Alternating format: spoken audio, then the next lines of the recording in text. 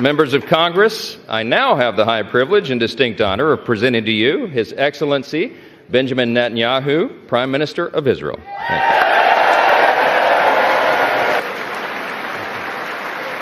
Thank you.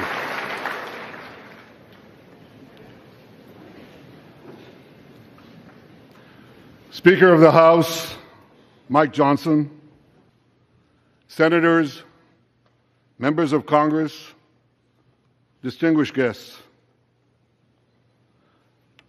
Mr. Speaker, I want to thank you for giving me the profound honor of addressing this great citadel of democracy for the fourth time.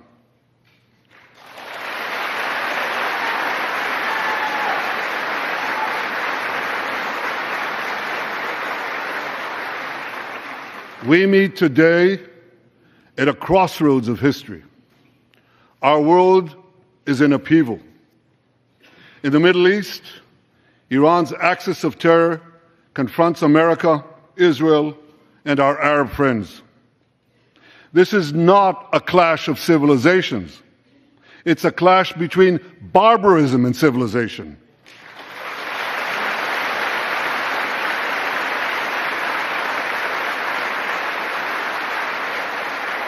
It's a clash between those who glorify death and those who sanctify life.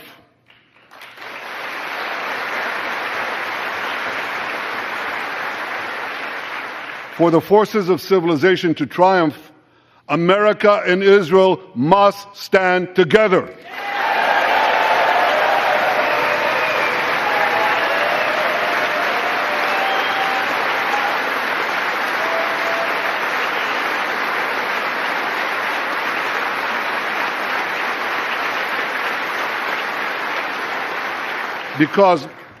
Because when we stand together, something very simple happens. We win, they lose.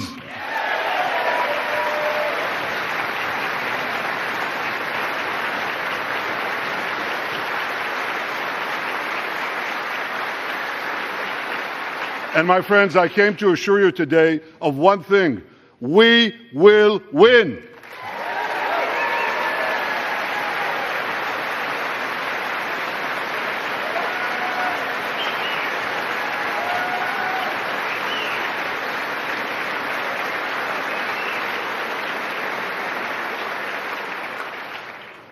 Ladies and gentlemen, like December 7th, 1941, and September 11th, 2001, October 7th is a day that will forever live in infamy. It was the Jewish holiday of Simchat Torah. It began as a perfect day, not a cloud in the sky. Thousands of young Israelis were celebrating at an outdoor music festival. And suddenly, at 6:29 a.m., as children were still sleeping soundly in their beds in the towns and kibbutzim next to Gaza, suddenly heaven turned into hell. 3,000 Hamas terrorists stormed into Israel. They butchered 1,200 people from 41 countries, including 39 Americans. Proportionately, compared to our population size, that's like 20 9/11s in one day. And these monsters, they raped women, they beheaded men, they burnt babies alive, they killed parents in front of their children, and children in front of their parents. They dragged 255 people, both living and dead, into the dark dungeons of Gaza. Israel has already brought home 135 of these hostages, including 7 who were freed in daring rescue operations.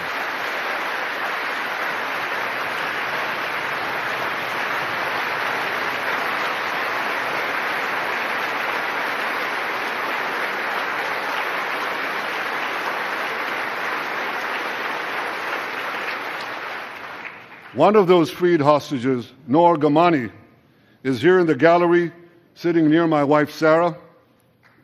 On the morning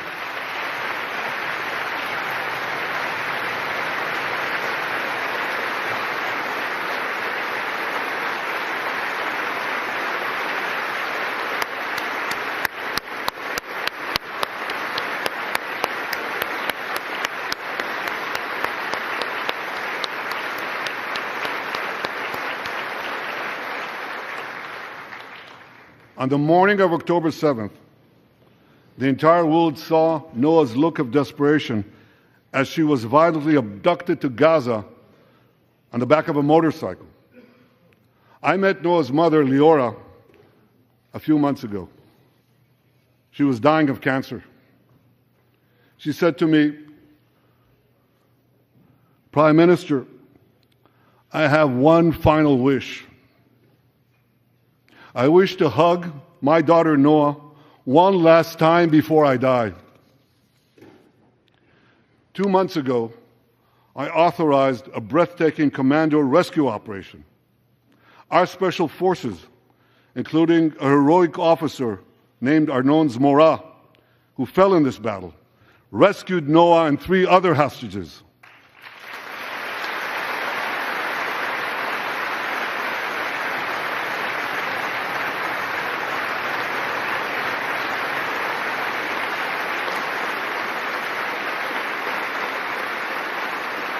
Noah, I think it's one of the most moving things. When Noah was reunited with her mother Leora, and her mother's last wish came true. Noah, we're so thrilled to have you with us today. Thank you.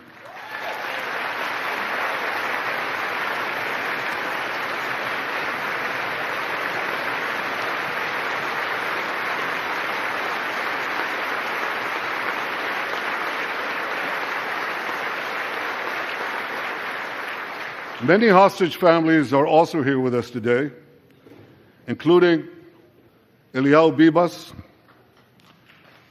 Eliyahu Bibas is the grandfather of those 2 beautiful red-headed boys, the Bibas boys, toddlers. And they were taken hostage with their mother and and Eliyahu's son. The entire family was taken hostage. 2 beautiful red-haired children taken hostage. What monsters.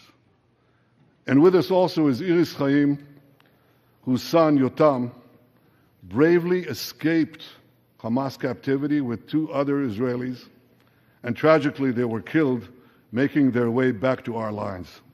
We have with us also the families of American hostages. They're here.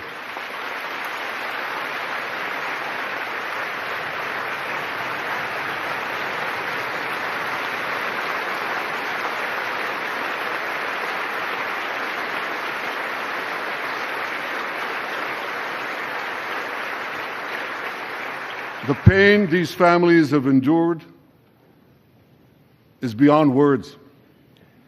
I met with them again yesterday, and I promised them this: I will not rest until all their loved ones are home. All of them.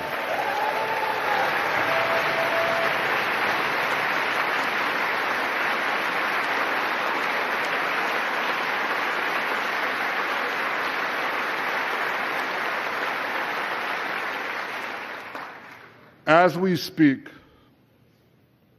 we're actively engaged in intensive efforts to secure their release, and I'm confident that these efforts can succeed. Some of them are taking place right now.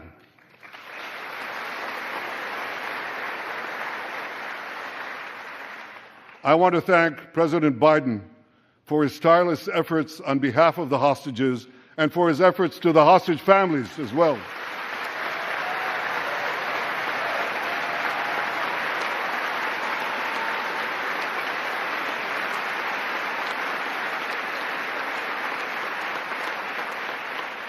I thank President Biden for his heartfelt support for Israel after the savage attack on October 7th.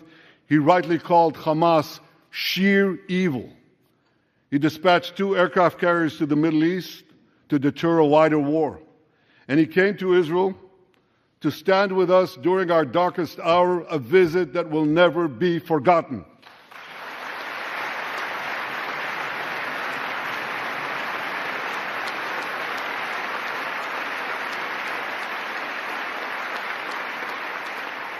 President Biden and I have known each other for over 40 years. I want to thank him for half a century of friendship to Israel and for being, as he says, a proud Zionist. Actually, he says a proud Irish-American Zionist.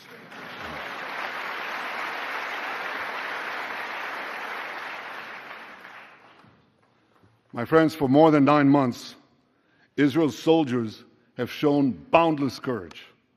With us today,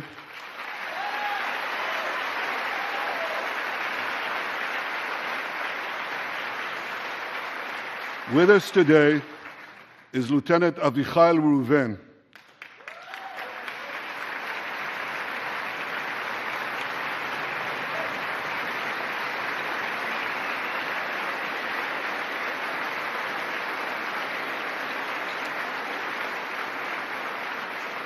Avichai is an officer in the Israeli paratroopers.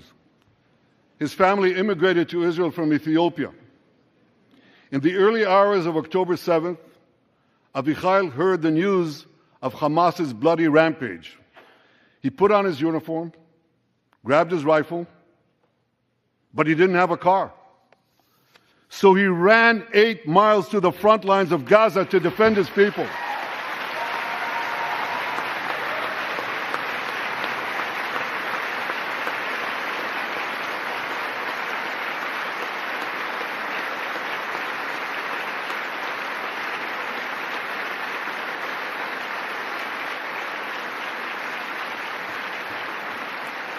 You heard that right. He ran 8 miles, came to the front lines, killed many terrorists, and saved many, many lives. Avichai, we all honor your remarkable heroism. Another Israeli is with us here today, and he's stand up right next to Avichai. This is Master Sergeant Ashraf al-Bakhiri.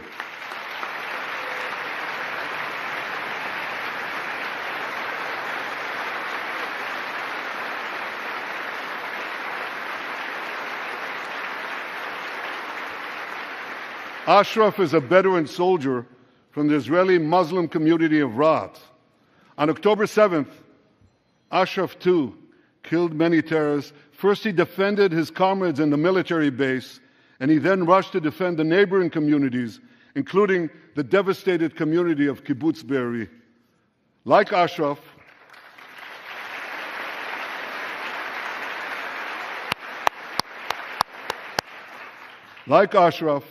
the Muslim soldiers of the IDF fought alongside their Jewish, Druze, Christian, and other comrades in arms with tremendous bravery.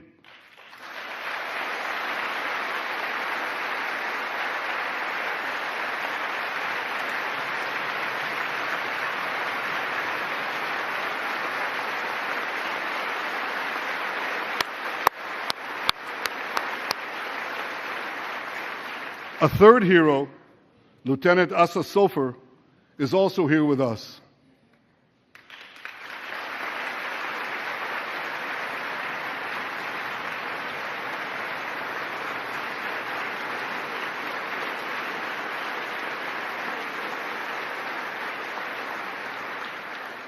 Asa fought as an officer in the Tank Corps, and he was wounded in battle.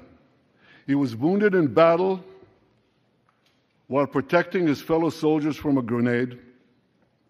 He lost his right arm and the vision in his left eye. He's recovering, and incredibly, within a short time, Asa will soon return to active duty as a commander of a tank company.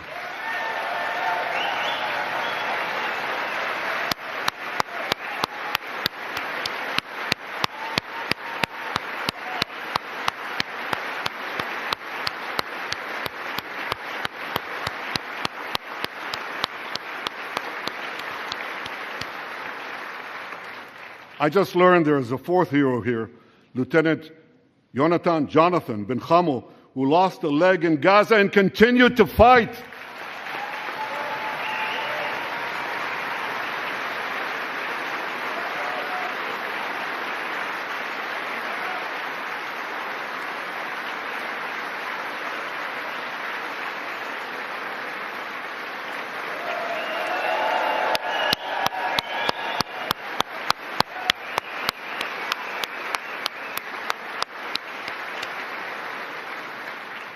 My friends, these are the soldiers of Israel, unbowed, undaunted, unafraid.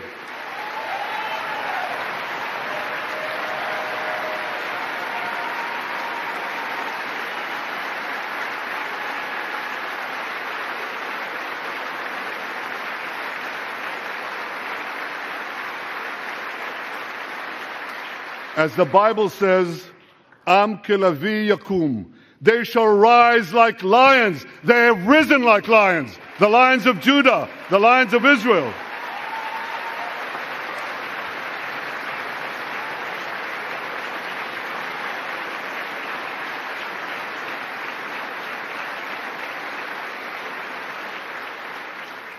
Ladies and gentlemen, the men and women of the IDF come from every corner of Israeli society, every ethnicity, every color, every creed, left and right, religious and secular.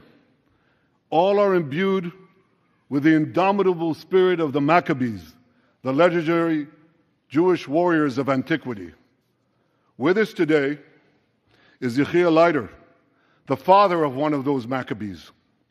Yechiel's father escaped the Holocaust and found refuge in America. As a young man, Yechiel moved to Israel and raised a family of 8 children.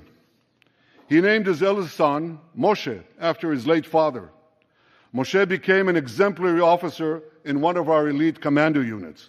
He served with distinction for 2 decades while raising 6 beautiful children of his own. On October 7th, Moshe volunteered to return to combat. 4 weeks later, he was killed when a booby-trapped mine exploded in a tunnel shaft right next to a mosque.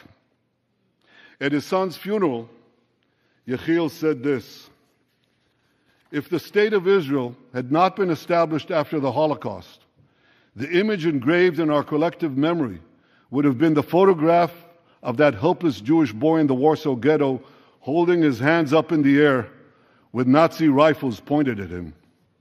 But because of the birth of Israel," Yechiel continued, "because of the courage of soldiers like my son Moshe, the Jewish people are no longer helpless in the face of our enemies."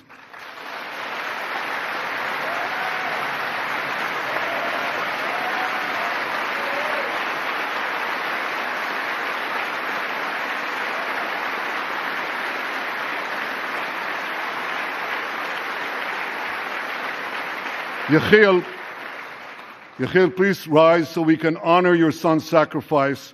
And I pledge to you and to all the bereaved families of Israel, some of whom are in this hall today, the sacrifice of your loved ones will not be in vain.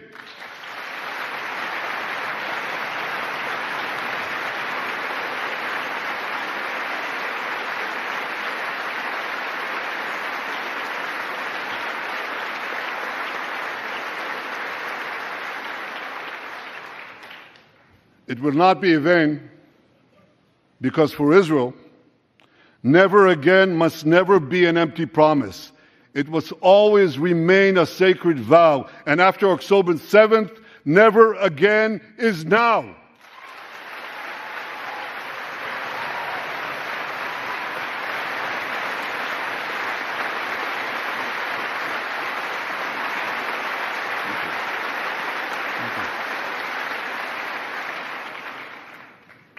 My friends, defeating our brutal enemies requires both courage and clarity. Clarity begins by knowing the difference between good and evil. Yet incredibly, many anti-Israel protesters, many choose to stand with evil. They stand with Hamas. They stand with rapists and murderers. They stand with people who came into the kibbutzim, into a home. The parents hid the children, the 2 babies, in the attic, in a secret attic. They murdered the families, the parents. They find the secret latch to the hidden attic, and then they murder the babies. These protesters stand with them. They should be ashamed of themselves.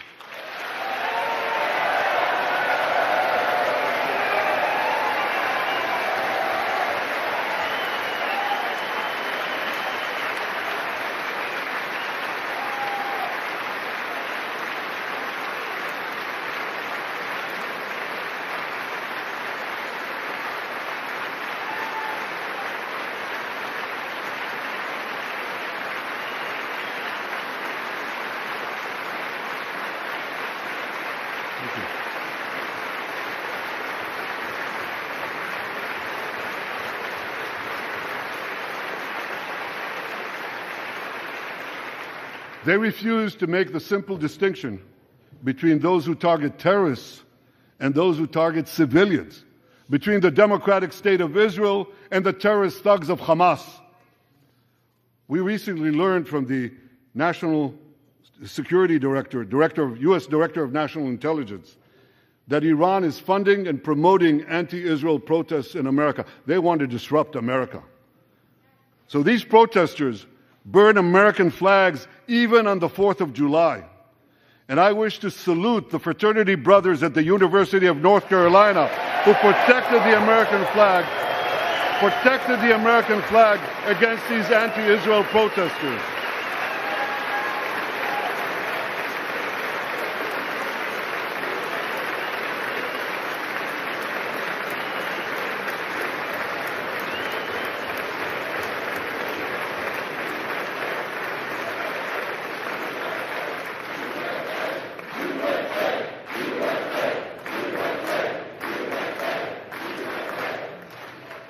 For all we know, Iran is funding the anti-Israel protests that are going on right now outside this building. Not that many, but they're there, and throughout the city. Well, I have a message for these protesters. When the tyrants of Tehran, who hang gays from cranes and murder women for not covering their hair, are praising, promoting, and funding you, you have officially become Iran's useful idiots.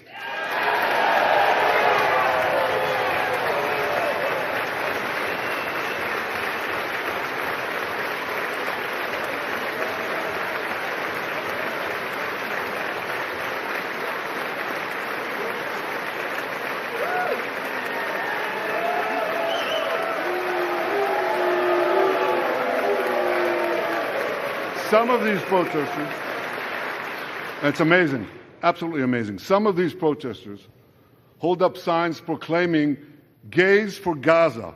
They might as well hold up signs saying chickens for KFC.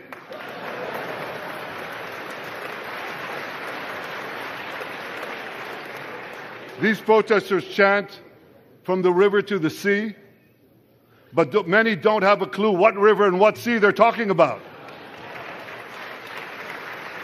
They not only get an F in geography, they get an F in history.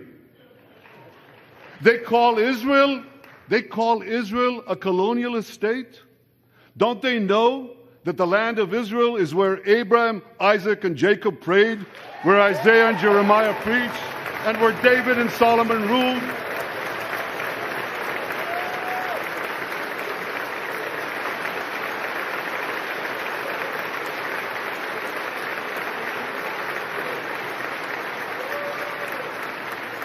For nearly 4,000 years, the land of Israel has been the homeland of the Jewish people. It's always been our home. It will always be our home.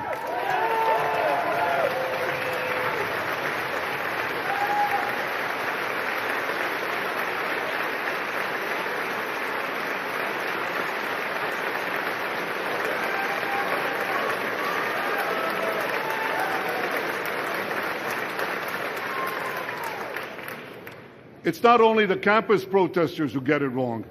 It's also the people who run those campuses. 80 years after the Holocaust, the presidents of Harvard, Penn, and I'm ashamed to say my alma mater, MIT, couldn't bring themselves to condemn the calls for the genocide of Jews. You remember what they said? They said, it depends on the context. Well, let me give these befuddled academics a little context.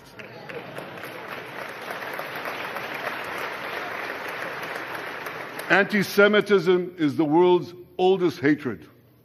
For centuries, the massacre of Jews was always preceded by wild accusations.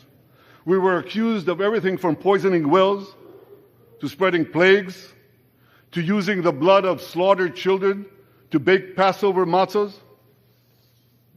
These preposterous anti-Semitic lies led to persecution, mass murder, and ultimately to history's worst genocide, the Holocaust. Now, just as malicious lies were leveled for centuries at the Jewish people, Malicious lies are now being leveled at the Jewish state. No, don't applaud. Listen. The outrageous slanders that paint Israel as racist and genocidal are meant to delegitimize Israel, to demonize the Jewish state,